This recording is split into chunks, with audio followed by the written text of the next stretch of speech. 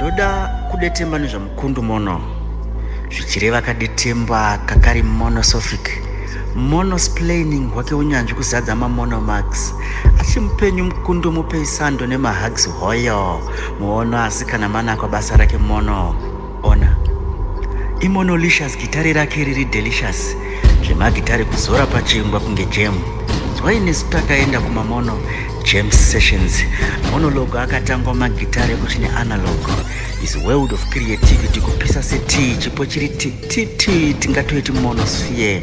Monolized chava chito chokuita. Monolized totoziva zvakaendwa.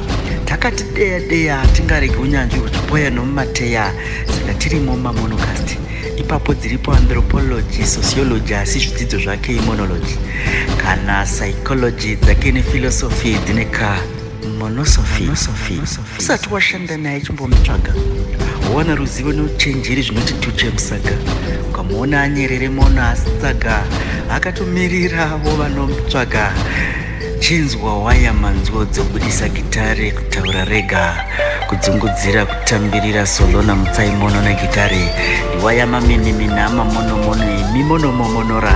Gitari kwavari zviri nyore sechibagwe kuchokonyora.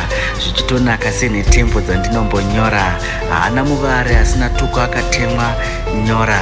Maartist studio iri Hatfield musa pedzerwa nguva neboys changamire ndini. Vanosvitsira kuna baba mono mukundu etembo randanyora.